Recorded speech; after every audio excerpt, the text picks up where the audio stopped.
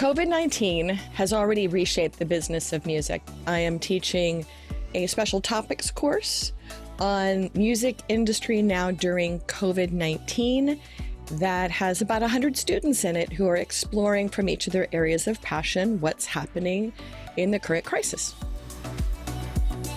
So what does this look like going forward? We're only a few weeks in, but we're probably in a while where we're going to have to rethink what a concert looks like. And so whether it's people trying to figure out how to do group collaboration and group production, to people who are moving entire music education platforms online, when do we reopen? So we're in the position now when we're doing this interview, there's conversations about not having large events until next year.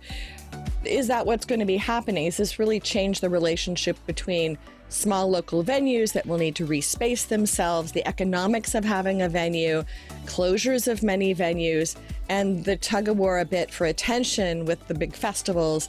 That's going to be rethought. But a lot of things we took for granted in what a live experience was, what the economics were of a live experience, and then what sort of the youth economy and the underground economy has been versus what older people are doing with music.